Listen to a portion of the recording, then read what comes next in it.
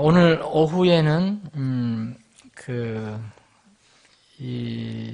우연히 그렇게 준비한 건 일부러 그렇게 준비한 건 아니고 우연이에요. 제가 오늘 오전에 성경 공부했을 때 다른 지체들과의 문제, 지체들과의 관계를 이거 공부를 했잖아요. 그 성경 공부에 있는 프로그램대로 이거 좀 관련이 있을 것 같아요. 자, 오늘 전도서 4장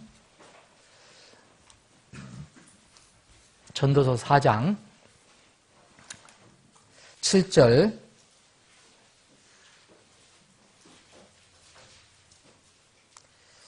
제가 읽겠습니다. 그때 내가 돌이켜 해 아래에서 헛된 것을 보았노라. 한 사람이 홀로 있고 대실할 자가 없으니 참으로 그에게는 자식도 없고 형제도 없도다.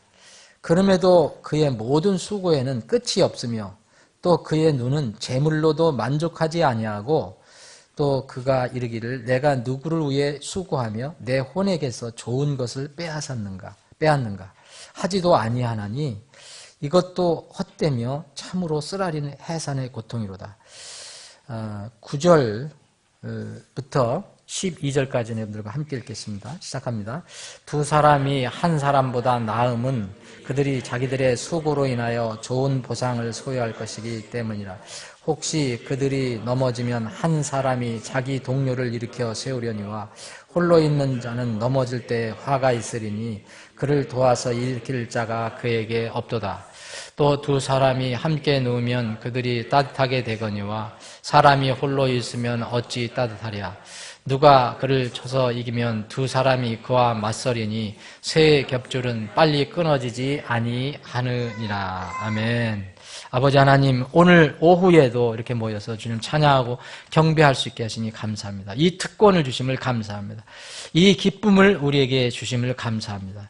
주님 오실 때까지, 주님께서 우리를 불러주실 때까지 참으로 이것이 우리의 기쁨이 되게 하시고 보람이 되게 하시고 삶의 가치가 되게 하여 주시길 간절히 원합니다. 주님께서 우리에게 내 멍에를 메고 내게 와서 배우라고 말씀하셨습니다. 그것이 우리에게는 참 기쁨이고 그것이 가벼운 것이고 그것이 즐거운 것인데 우리는 때로는 주님의 그 초청을 우리가 이해하지 못하고 알아듣지 못할 때가 있음을 고백합니다. 오늘 오후에도 주님의 멍에 아래 있는 기분으로 주님과 함께 이 말씀을 갖고 동행하기를 원합니다. 주님, 저희들과 함께하여 주시옵소서. 거룩하신 예수님의 이름으로 기도합니다. 아멘. 제가 요새는 이제 신학교가 현장 학생들이 별로 없어요. 지금 이 통신하는 학생들만 있습니다. 통신하는. 그래서 앞으로도 이제 현장 학생들이 많이 생겨서 전에 있을 때처럼 이렇게 활발하게 강의가 진행됐으면 하는 바람인데, 그때 이제 신학교에서 이제 매주 채플 했습니다. 매주 일주일에 한 번씩 이렇게 신학생들 대상을 해서 예배를 드렸어요.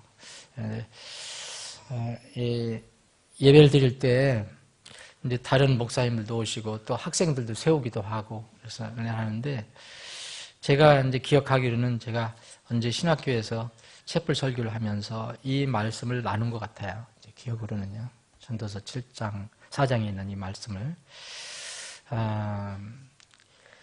도의 부분이 바로 우리가 읽은 부분인데, 이게 7절에 보면 내가 돌이켜서 해 아래서 헛된 것을 봤다 하면서 한 사람이 홀로 있고 대신할 자가 없다.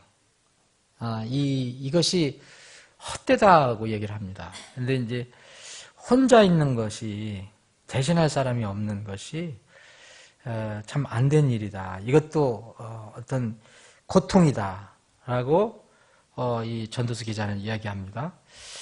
혼자 있을 때 참 우리가 편할 때가 많잖아요, 여러분. 예? 혼자 있을 때 편하지 않아요, 여러분?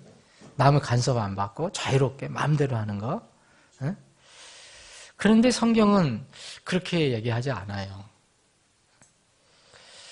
홀로 살면서 자신을 대신할 자가 없는 것, 정말 홀로 살면서 아무 목적 없이 수고하는 삶, 이거는 참으로 이것도 헛된 것이다 라고 얘기합니다.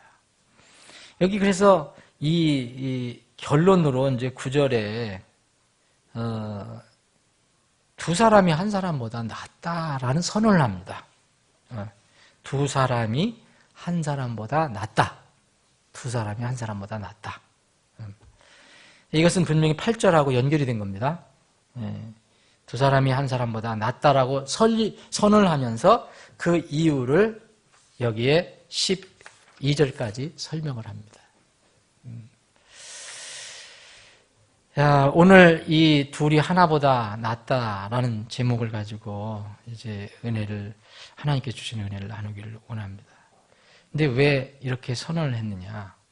여기에 보면, 9절에 보면, 보상이 있다는 겁니다. 보상. 여기에 좋은 보상을 소유할 것이기 때문이라는데, 정확하게 하면 좋은 보상을 소유하기 때문이랍니다. 지금 갖는다는 거죠. 소유한다는 거예요. 받는다는 거예요. 지금. 예. 하여튼 둘이 있는 것이 하나보다 낫다.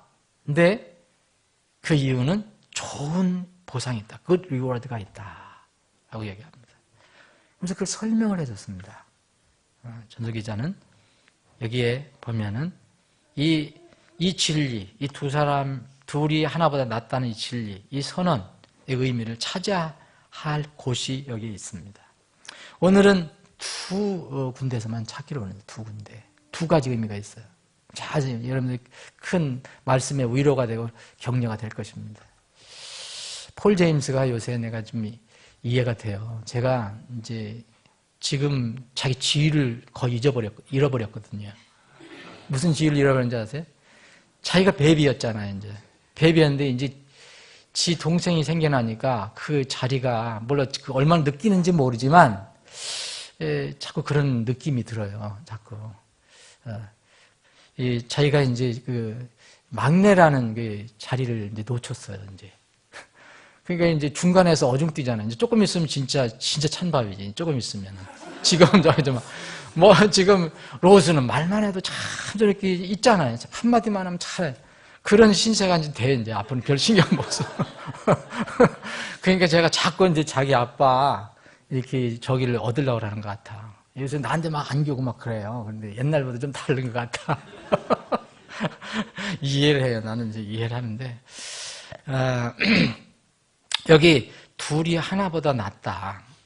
여기 이 선언을 하나님께서 하셨는데, 이 선언적인 의미를 찾아봐야 할 때가 있습니다. 첫 번째는 여기 11절에 보면 두 사람이 함께 누우면 그들이 따뜻하게 되거니와 사람이 홀로 있으면 어찌 따뜻하리라. 이거를 여러분들이 여러 가지로 해석할 수가 있어요. 그런데 오늘은 이 의미를 두 가지로 본다 그랬어요. 첫 번째로는 결혼의 의미를 여기에서 찾을 수 있습니다. 결혼의 의미. 창조시대의 그 결혼의 의미는 뭐였습니까? 다산하고 번성해서 땅을 채우라 했습니다. 창세기 1장 28절에 나오죠. 그게 그때의 결혼의 목적이었어요. 왜냐하면 공중과 바다 그리고 땅을 지배하기 위해서 사람이 필요했습니다. 그런데 이 구약이 끝나고 신약이 넘어와서 이제 주님이 초림하실 때부터 이제 마지막 때라고 성경은 얘기하고 있습니다. 주님이 초림할 때부터 마지막 때입니다. 그래서 지금 주님이 오실 때 가까울 때 지금은 마지막 때인데 지금 마지막 시대의 의미는 결혼의 의미가 조금 바뀌었습니다. 변질된 게 아니라 더해졌습니다. 의미가. 세상에 이제 죄가 들어왔잖아요. 그 죄 문제를 해결하시기 위해서 주님께서 초림하셨습니다.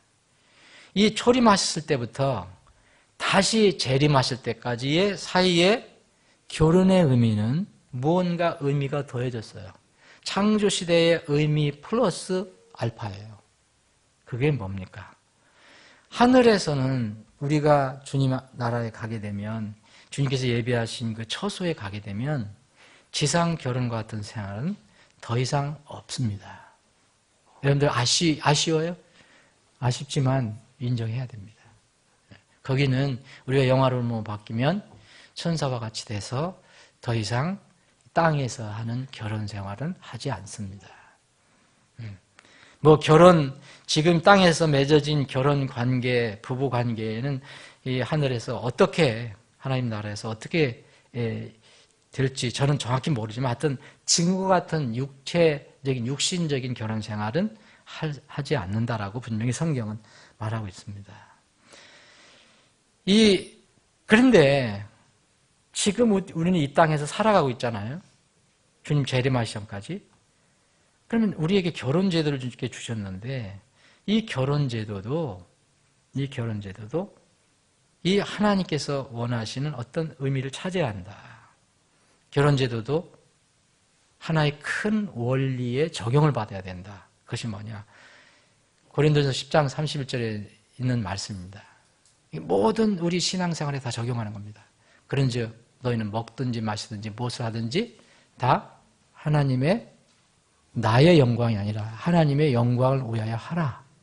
하다못해 밥 한 끼 먹는 것도 뭐라 그랬어요? 하나님 영광을 생각해라 그랬어요.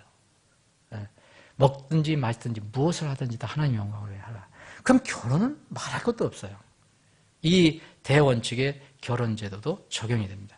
그래서 이제 이 신약 말씀을 살펴보면 이 주님이 가까우실 이때는 이제 결혼이라는 게 단순히 창조 시대의 이 번성의 의미를 이제 넘어서 주님을 섬기는 걸로 이 결혼 목적이 세워집니다. 고린도전서 7장 한번 보실까요? 잠깐. 고린도전서 7장.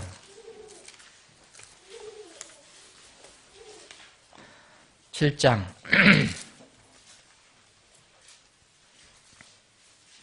28절입니다. 그러나 네가 장가를 가도 죄를 짓지 아니하였으 처녀가 시집을 가도 죄를 짓지 아니하였으되 그럼에도 불구하고 그런 자들에게는 육신 안에 고난이 있으리라. 오직 나는 너희를 아끼노라. 그러나 형제들아 내가 이것을 말하노니 때가 단축되었으므로 남은 것은 이러하니라. 곧 안에 있는 자들은 없는 자같이 되고 우는 자들은 울지 않는 자같이 되며 기뻐하는 자는 기뻐하지 않는 자같이 되고 사는 자들은 소유하지 않은 자같이 되며 이 세상을 이용하는 자들은 남용하지 않는 자처럼 되라. 이 세상의 애영은 사라지니라. 이게 무슨 얘기입니까?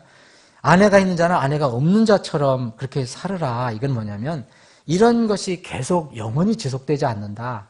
이 땅에서 한시적으로 우리에게 주신 삶은 이 세상을 이용하는 자들은 남용하지 않는 자처럼 되라. 이 세상을 애영은 사라진다. 그런 것을 영원히 있는 것처럼 거기에 목적만 두고 살지 마라. 그러면서 여기 32절에 보면 그러나 나는 너희가 염려 없이 지내기를 원하노라. 장가 가지 않은 자는 주께 속한 일들을 염려하여 어떻게 주를 기쁘게 할까 하되 장가 간 자는 세상에 속한 일들을 염려하여 어떻게 자기 아내를 기쁘게 할까 하느니라. 또한 아내와 처녀 사이에도 차이가 있나니 시집가지 않은 여자는 주의 일들을 염려하여 몸과 영을 거룩하게 하려 하되 시집간 여자는 세상의 일들을 염려하여 어떻게 자기 남편을 기쁘게 할까 하느니라. 35절입니다. 내가 너희 자신의 유익을 위해 이 말을 하노니 이것은 내가 너희에게 올무를 놓고자 함이 아니요 결혼하는 게 잘못된 게 아닙니다. 또 혹시 독신으로 사는 사람 그게 하나님의 은혜라면 그것도 잘못된 게 아닙니다. 다만 합당한 것을 추구하게 하며 너희가 흐트러짐 없이 산만함 없이 주를 섬기게 하려 함이라. 결론이 이겁니다. 결론이. 만약 결혼을 한 것이 주를 섬기는데 흐트러지게 하는 것이다. 그러면 제가 보기엔 결혼의 목적이 잘못됐습니다. 분명히 지금 이 시대에는 먹든지 마시든지 무엇을 하든지 다 하나님의 영광을 위하여 하는데 결혼은 그 성스러운 결혼은 당연히 말할 것도 없다. 그래서 이렇게 바울 사도가 얘기하는 것은 산만함이 없이 이 산만함 흐트러짐이라는데 디스트랙션이라는데 이런 일에 자꾸 기울이고 저기 주의를 기울이고 막 세상에 흘러다니고 이걸 얘기하는 거예요. 이런 거 없이 주를 섬기게 하려 함이라라고 얘기했습니다. 여기 두 사람이 한 사람보다 낫다라는 선언에서 첫 번째 찾아볼 의미는 결혼의 의미입니다. 결혼의 의미. 근데 이 시대의 결혼은 어떻습니까? 여러분, 이거는 거의 세상 사람들은 말할 것도 없고요. 그리스도인이라고 하는 사람들도 이력에서 거의 이런 생각 안 하고 결혼할 겁니다. 잘 생각해보세요. 제가 주례를 꽤 섰는데, 열 몇 번을 섰는데, 주례 쓸 때마다 저는 거의 머리가 팥뿌리가 되도록 잘 살아라. 그런 적이 얘기해 본 적이 없어요. 저는 양심적으로 그렇게 못하겠더라고요. 그래서 지금 이런 내용을 저는 주례에 말씀을 했어요. 여러분들 들으셨는지 안 들으신지 모르지만. 그래서 결혼하는 목적이 뭐냐. 서로 부족하니까 힘을 모아서 주님을 더 잘 섬기기 위한 것이다. 그래서 그걸 주례 쓸 때 두 신랑 신부한테 큰 소리로 대답하라고 그러잖아요. 여러분 들었는지 안 들었는지 모르지만 그때 그러냐 이렇게 물으면 대답은 크게 해요. 근데 그 사람들이 어디가 있는지 몰라요, 지금. 결혼의 목적을 정말 그 순간적으로 그 육신적인 그런 어떤 욕심 아니면 그 소욕 그것을 채우려고 하는 것이지 정말 이게 아니라는 거예요. 오늘 청년들이 얼마나 이렇게 없지만 어쨌든 잘 생각해야 돼요. 흐트러짐 없이 주를 섬기게 해야 된다. 그러면 결혼도 당연합니다. 그래서 두 사람이 한 사람보다 낫다는 것. 두 사람이 한 사람보다 두 사람이 낫는데 왜 두 사람이 됐는데 어떻게 주님을 섬기는 게 더 문제가 생겨버려요. 여러분 결혼한 사람이 주님을 열심히 섬긴 사람 별로 못 봤어요, 제가요. 다 이유돼갖고 다 점점 예배에서 멀어지고 다 멀어져요. 왜 그럴까요? 정말 신기하지 않습니까? 정말 결혼하고서 주님을 더 잘 섬기는 부부들이 그렇게 많지 않아요. 네? 거의 결혼하고 나면 처녀 때, 총각 때 열심히 된 사람들이 다 여러분 아기를 낳으면 아기를 섬기라고 결혼한 거 아닙니다, 여러분. 아기 때문에 예배 못 드린다는 거예요. 처가 때문에 예배 못 드린다. 시가 때문에 예배 못 드린다. 그럼 이상한 거 아니에요? 하나님께서 내가 너희들 짝지어진 거 정말 실수했구나. 그럴 것 같아요. 성경 말씀에 의하면. 어떻게 두 사람이 한 사람보다 나아야 되는데 그래서 결혼하는 건데 아담을 보고 정말 혼자 있는 것이 안타까워서 이 짝을 만들어 주셨잖아요. 그런데 이상하게 결혼만 하면 그때까지는 열심히 던 처녀, 그때까지는 총각이 결혼하고 나면 멀어져 가요. 우리 교회 부부들은 그렇지 않기를 저는 소망합니다. 양심적으로도 이거는 저는 걸려요. 그래서 나는 앞으로 서약서를 받고 주례를 하려고 해요, 이제. 정말로. 이상하게 결혼할 때까지는 굉장히 열심히 할 것 같은데 나중에 결혼 딱 하면은 이상하게 멀어져 가요. 이해가 되는 바가 있긴 있어요. 그런데 그게 이유가 되지는 않습니다. 그 변명이 되지는 않아요. 분명합니다. 여러분 부부 잘 들어보세요. 여러분들이 두 사람이 힘을 모아서 주님을 더 잘 섬기라고 만나게 하신 거예요. 거기서 벗어났으면 여러분 결혼 생활이 벗어난 거예요. 저는 그래서 이 결혼 아름다운 부부를 생각할 때는 늘 아굴라 브리스길라를 생각해요. 제가 아굴라 브리스길라를 참 많이 얘기했어요. 성역 공부에도 얘기하고 청년들 모임에도 얘기하고 다른 교회에서도 얘기하고 많이 했는데 참 아굴라 브리스길라. 아굴라는 태생이 유대인이에요. 남자예요. 여자는 아마도 유대인이 아니에요. 이탈리아 사람일 거예요. 브리스길라. 이거는 프리실라라서 이게 이름 자체가 유대인 이름이 아니에요. 근데 이 부부가 됐어요. 어떻게 됐는지 지금 몰라요. 성경은 이 부부를 얘기해요. 근데 이 부부 보세요, 여러분. 이 부부는 정말 결혼의 그 성스러운 목적을 이루어간 부부였어요. 정말 서로 다른 국적으로 만났어도 그리스도 안에서 만나서 이 이름이 정말 아름답게 나옵니다. 영어 킹제임스 성경엔 특별히 아굴라 브리스길라, 여러분 어떤 때는 브리스길라 아굴라라고도 나와요. 이 영어 킹제임스 성경에서는 남편과 아내가 3번씩 똑같이 교대로 나옵니다. 개역성경에는 그 순서가 안 맞아요. 사도행전 18장 2절부터 나오거든요. 이 부부가. 여기 아굴라 브리스길라가 나와요. 이름이 순서가 이렇게 나와요. 아굴라 브리스길라. 근데 18절에 보면 순서가 바뀌어요. 브리스길라와 아굴라가 나와요. 같은 장에. 그리고 26절에는 또다시 아굴라와 브리스길라로 돼요. 영어로는 AP, PA, AP 이렇게 나와요. 순서가. 로마서 16장에 또 나오거든요. 로마서 16장 3절에 보면 여기에 아까 26절에 AP였잖아요. 아굴라 브리스길라 했잖아요. 여기 다시 로마서 16장 3절에는 다시 브리스길라와 아굴라로 나와요. 여기는 브리스길라가 앞으로 나와요. 고린도전서 16장에 가봐요. 그러면 또 다시 이 아굴라가 먼저 나와요. 브리스길라가 나오고요. 아굴라, 브리스길라. 그리고 마지막으로 디모데 후서 4장 19절에 또 브리스길라와 아굴라가 나와요. 그럼 여러분들 보면은요, AP, PA, AP, PA, AP, PA. 6번 나오는데, 부부가 똑같은 이름은 나오는데, 한 번은 남자 이름 먼저 나오고, 그 다음에 여자 이름 나오고, 남자 이름 나오고, 여자 이름 나오고, 남자 이름, 3번씩 나누어요. 저는 뭐 이게 큰 의미를 여기서 뭐 굳이 찾아낼 필요는 없다고 생각하지만, 그냥 저는 이것도 또 우연이 아니라고 봐요. 개역성경은 이게 안 맞아요, 이 순서가. 그런즉 그들이 더 이상 둘이 아니요 한 육체니 그러므로 하나님께서 짝지어 주신 것을 사람이 나누지 못할지니라. 이 말 여러분들 믿으시죠? 이 결혼이라는 것은 두 사람이 한 사람으로 바뀌는 걸 얘기하는 거예요.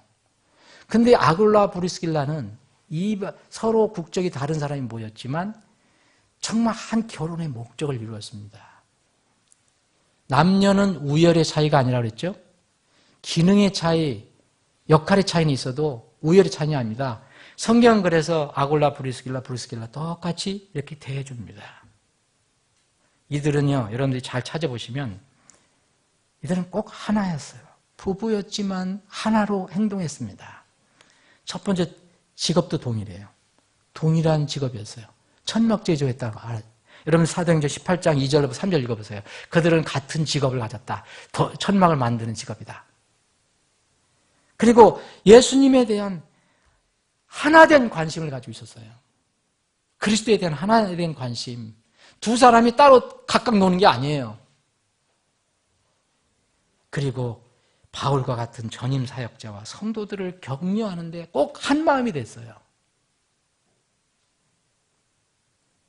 사도행전 18장 18절 읽어보세요.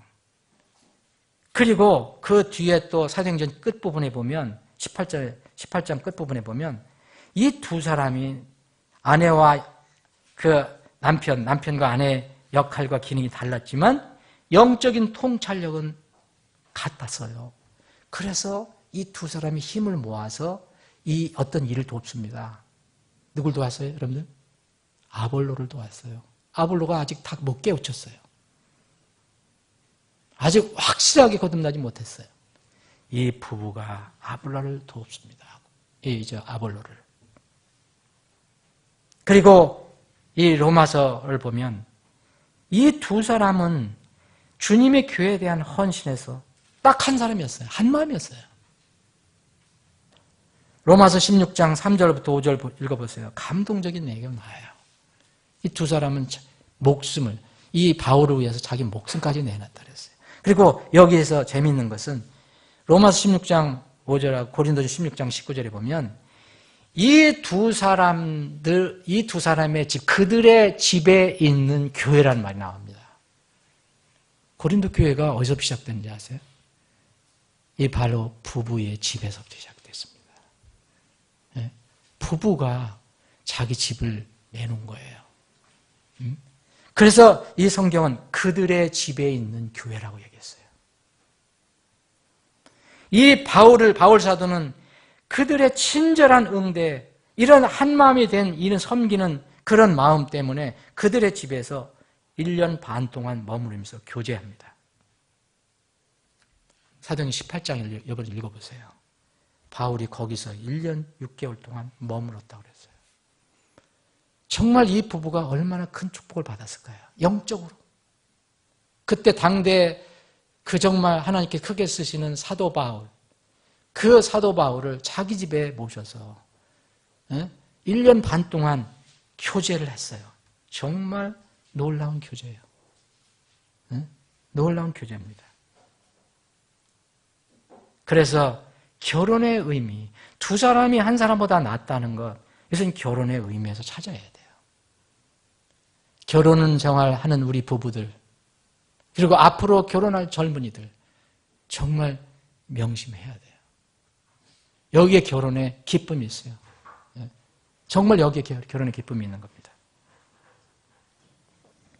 두 번째로는요, 이 둘이 하나보다 낫다는 것은 동역의 의미를 여기서 차지합니다. 동역.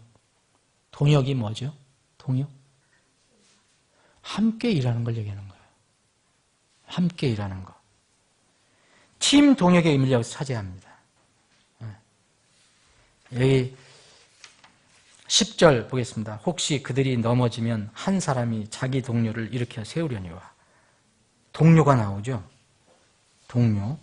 펠로우가 나와요. 펠로우. 세우려니와 홀로 있는 자는 넘어질 때 화가 있으리니 그를 도와서 일으킬 자가 그에게 없도다. 예수님께서 복음 전도를 하라고 사람들 내보냈을 때 절대 혼자 내보내시지 않았어요.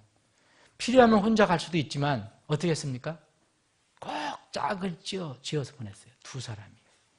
혹시 일이 있으면 한 사람이 그걸 커버를 할 수 있도록. 여기 말 그대로예요. 혼자 가다가 넘어지면 누가 도울 사람이 없는 거예요. 그래서 두 사람을 주님께서 보내셨습니다. 여기서 의미를 찾아야 됩니다.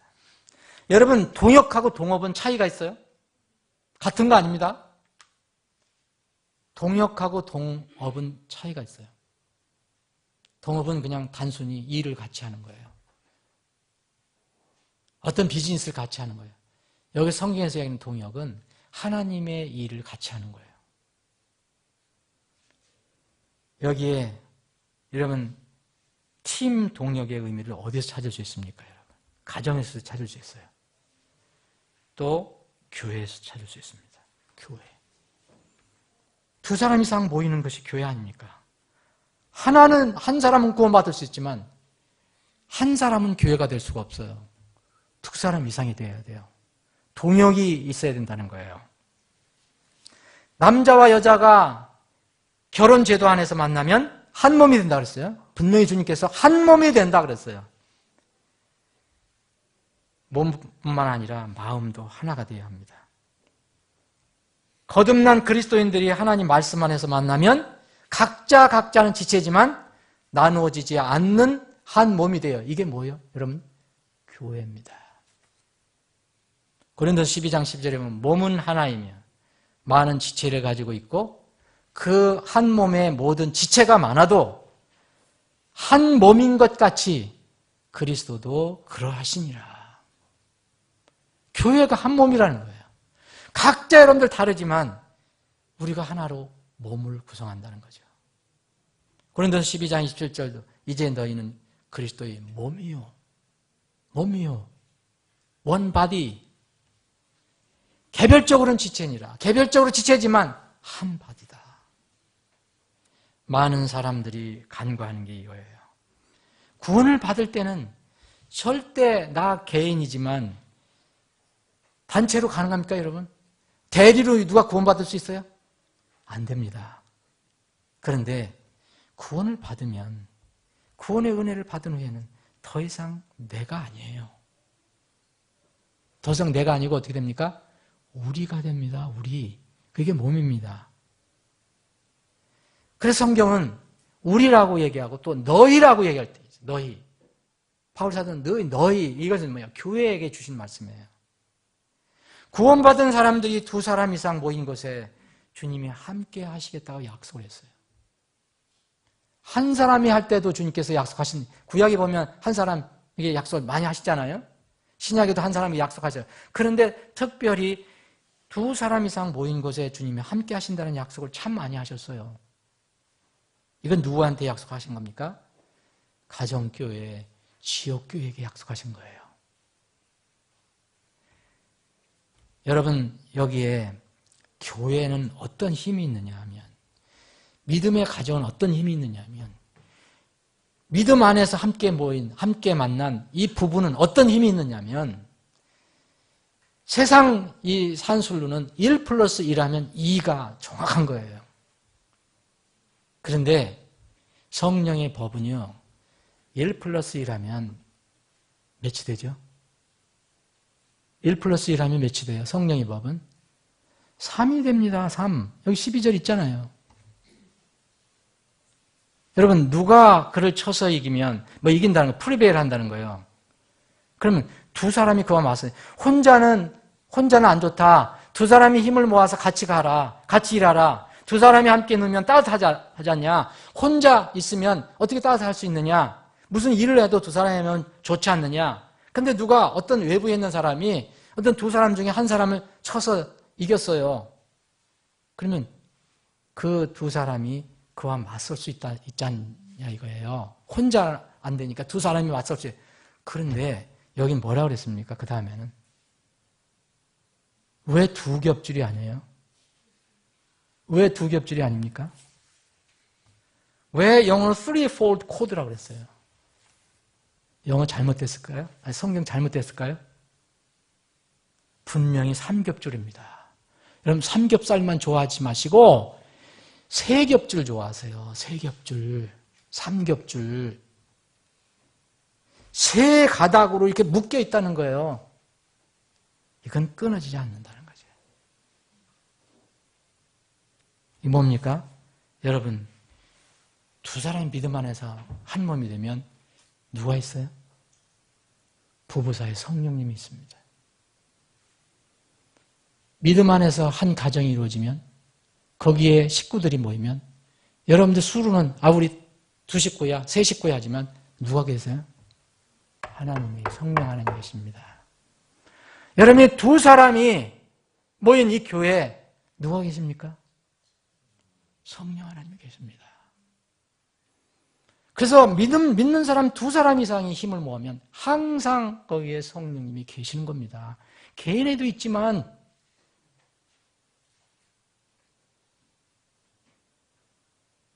복음사역의 동역은요, 결코 유아독존식으로 독불장식으로 불가능해요. 교회이기 때문에. 그래서 이 성경을 읽어보시면 멍의 동료라는 말을 쓰죠. 다른 동료 일꾼들. 빌립보서 4장에 보면 이 수고한 자매들에 관해서 얘기해요. 수고한 자매들. 자매 한 사람을 얘기하지 않아요. 응?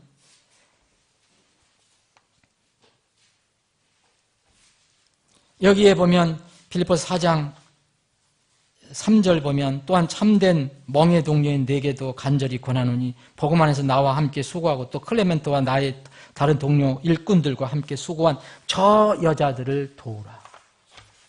그들의 이름이 생명책에 있느니라. 여기에 동료들을 많이 얘기하고 있어요. 동료. 바울은 아볼로와 동역을 했다고 그랬어요. 고린도전서 3장을 보면 나는 심었고 아볼로는 물을 주었으며 오직 하나님께서 자라게 하셨다.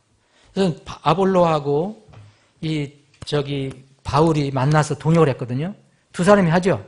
근데 누가 있었어요? 하나님이 계셨잖아요. 아볼로는 심었고 저기는 바울은 물을 줬어요. 그런데 누가 열매를 거두셨어요? 하나님이 거두셨어요. 자라나게 하셨다. 자라나게 하셨다. 바울 사도는요, 대단한 참 영적인 지도자였지만 젊은 사역자 디도로부터 위로를 받았습니다. 고린도후서 7장 6절에 보면 디도를 통해서 위로를 받습니다. 젊은 사람이에요, 디도는. 여러분 로마서 16장을 보세요. 여기에 소개된 바울 사도의 동역자를 여러분들 계산해 보세요. 37명이 나옵니다. 37명. 전부 협력자, 영어로 헬퍼, 동역자, 워크펠로우, 거기에 젊은 동역자, 디모데도 있어요. 얘 남녀노소 가릴 것도 없어요. 동역이라는 건 뭐냐? 그리스도 안에서 하나 돼서 한 마음이 돼서 힘을 모으는 거예요. 여러분, 요새 저는 동역에 대해서 많이 생각해요. 저는 금년에 참 감사한 것 중에 하나가 작년이죠. 우리 임선우 목사님하고 저하고 나이는 엄청나게 차이가 나요. 거의 30년 차이가 나요. 그렇지만 그리스도 안에서 동료 일꾼이에요. 동료 군사예요. 동역자예요. 정말 제가 위로를 받습니다. 힘이 납니다. 에바브로디로라는 사람, 여러분들 성경에서 많이 얘기를 안 하지만 설교할 때 얘기를 많이 하죠. 에바브로디도라는 사람이 나와요. 빌립보서 2장 25절에 보면 이 에바브로디도에는 바울 사도가 이 앞에 수식어를 몇 개를 붙여줬냐면 5개를 붙여줬어요. 근데 세상에 할 때 보면은 어떤 사람 소개할 때 보면 VIP가 오면은 왜 그 앞에 수식어가 많잖아요. 세상적으로 막 좋은 얘기, 뭘 어디 학교를 나왔고, 뭘 어떻게 해왔고, 뭘 하고, 막 굉장히 화려한 거. 근데 사실 그 별 의미가 없는 거거든요. 성경에서 별로 의미가 없어요. 근데 여기에 보면 바울 사도는 이 에바브로디도를 어떻게 얘기했나? 빌립보서 2장 25절에 보면 이렇게 나의 형제요, 함께 수고하는 자요, 동료 군사요, 너희의 사자요, 내게 부족한 것을 공급해는 자 한 사람인 에바브로디들, 이렇게 얘기했어요. 5개를 얘기해 줬어요. 5개. 정말 여기는 다 필요한 거예요. 여기에 가장 중요한 것은 동역자라는 거예요. 동역자. 바울 사도가 동역자라고 얘기합니다. 이 에바브로디는 나의 동역자다. 나의 동역자다. 사랑하는 여러분, 오늘 아침에 성경 공부할 때 마태복음 12장을 공부해 봤어요. 지금 안 보겠습니다. 마태복음 12장, 예수님께서 진정한 내 형제자매가 누구냐, 내 가족이, 영적인 가족이 누구냐에 관한 말씀이었어요. 분명히 예수님이 육신의 형제자매가 있었습니다. 여러분들 아시죠? 예수님은 성령으로 이렇게 하셨지만 그 다음에는 이제 그 요셉과 마리아가 정식으로 혼인을 해서 거기에 이제 자녀를 낳았습니다. 아들도 있고, 그때는 딸들이 이름을 잘 안 썼으니까 분명히 누이들이 있었어요. 그래서 최소한 예수님 가족은 9명이라고 했잖아요. 9명. 최소한 9명이에요. 대가족이었어요. 여기에 보면 어떤 사람들이 세상적인 기준으로 예수님의 동생들이 찾아왔었거든요. 형제가 왔다. 예수님 형제가 왔다. 어머니가 왔다. 근데 예수님 뭐라 했습니까? 정말 그 가족들이 들으면 속이 상할지도 모르겠지만 누가 내 어머니냐? 누가 내 형제냐? 그러면서 누가 내 형제자매라고 그랬습니까, 여러분? 아버지의 뜻을 따르는 자, 행하는 자가 내 형제다, 내 자매다. 그리고 그가 내 어머니다. 예? 사랑하는 여러분, 우리가 영원히 함께 살게 될 형제는 도대체 어느 쪽 형제입니까? 육신의 형제도 중요합니다. 그러나 여러분들이 아무리 애를 써도 그분들이 구원받지 않으면, 그리스도 안에서 같은 형제자매가 되지 않으면 여러분들이 아무리 애를 써도 같이 못 살아요. 여러분들 그러면 하늘나라에 안 가고 그냥 남을 거예요? 신청해서? 불가능한 얘기예요. 예수님은 너의 진정한 형제가 어느 쪽이냐? 영원히 같이 살 형제가 누구냐? 여러분, 우리가 가장 보람있고 가치 있는 영혼을 위한 사역, 주님의 명령을 수행하기 위해서 교회에서 함께 기도하고 준비하는 거, 이거 참 큰 축복입니다. 여러분들이 잘 몰라서 그렇죠. 이거 정말 아름다운 거예요. 여러분 느끼지는 못해서 그렇죠. 하나님께서 여러분들과 저를 서울제일침례교회 이 몸에 지체라는 특별한 인연으로 맺어주셨어요. 여러분들이 마음대로 되는 겁니까? 보라, 형제들이 하나가 되어 동거하며 어찌 그리 좋으며 어찌 그리 기쁜가. 형제들이 하나가 되어 동거하는 것, 하나님께서 보실 때 얼마나 기쁘고 얼마나 아름다운가. 말씀 정리합니다. 우리가 가는 진리의 길은 넓은 길이 아니에요. 평탄한 길도 물론 아니에요. 그러나 인생을 투자할 만한 충분한 가치가 있는 길입니다. 동의하십니까? 지체 여러분들이 계속 진리 안에서 협력하고 함께 걸어가기를 소망합니다. 제가 젊을 때 어느 형제와 교제하면서 우리가 이것 따지고 저것 따지고 그렇게 할 필요 없다. 다 부족하다. 함께 동역하는 거다. 결혼도 그 목적이고 가정도 그 목적이고 교회도 그 목적입니다. 사랑하는 여러분, 여러분들은 저에게, 저는 여러분에게 우리 서로 협력자가 돼야 합니다. 동역자가 돼야 합니다. 동료 일꾼이 돼야 돼요. 동료 군사가 돼야 합니다. 멍에 같이 매는 멍에 동료가 돼야 합니다. 그래서 주님께서 맡겨주신 사역을 우리가 잘 감당해야 합니다. 우리가 서로 하나가 되어 함께 가면 분명히 주님께서 성령을 통해서 우리와 함께 하십니다. 그 삼겹줄은 끊어지지 않습니다. 우리는 하나님과 함께 일하는 일꾼이라고 고린도서 3장 9절에 말씀하고 있어요. 여러분들 이게 얼마나 놀라운 일인지 아십니까? 하나님이, 내가 하나님과 함께하는 동역자라는 거예요. 파트너라는 거예요. 고린도후서 6장 1절도 마찬가지입니다. 바울 사도는 이것을 알고 너무너무 기뻐했던 거죠. 하나님과 같이 일하는 하나님의 동역자다.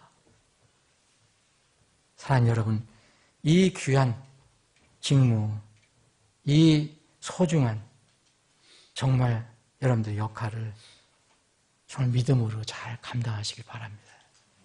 저는 여러분들을 위해서 계속 기도합니다. 여러분 저를 위해서 계속 기도해 주십시오. 그리고 여러분들 우리가 다 함께 그리스도 안에서 하나가 돼서 새 삼겹줄이 돼서 주님께서 맡겨주신 일을 기쁘게 감당하기를 바랍니다. 기도하시겠습니다.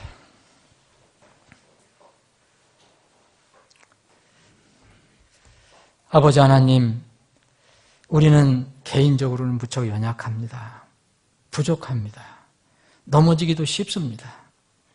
그런데 두 사람이 힘을 모으면 우리는 배가 3배, 4배, 5배의 힘을 낼 수가 있습니다.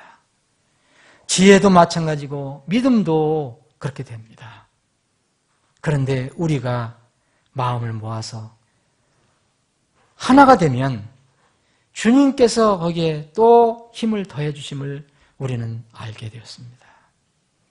분명히 두 사람이 하나로 모였는데 새 삼겹줄이 되었습니다. 주님, 이 놀라운 진리를 우리가 늘 잊지 않고 우리에게 맡겨주신 이 사역을 기쁘게 감당하게 하여 주시길 원합니다. 우리 모두 서로 사랑하고 격려하고 하나 되는, 다 그리스도 안에서 한 동역자가 되게 하여 주옵소서. 금년도 우리에게 맡겨주신 사역이 너무 많이 있습니다. 이 일을 감당하려면 저희들이 힘을 모아야 합니다. 동료 일꾼이 되어야 합니다. 동료 군사들이 되어야 합니다. 멍의 일꾼이 되어야 합니다. 우리에게 그런 은혜를 허락해 주시옵소서. 주님, 오늘 이제 또 저희들이 헤어지면 각자 파도가 일렁이는 세상에 가서 살아가야 합니다. 광야에 가 살아가야 합니다. 광야에서 살아갈 때 필요한 지혜가 있습니다. 그 지혜를 잊지 않게 하여 주옵소서. 늘 주님의 멍에를 찾아 그 아래 가서 주님과 함께 동행하며 가는 삶이 되게 하여 주옵소서. 거룩하신 예수님의 이름으로 기도합니다. 아멘.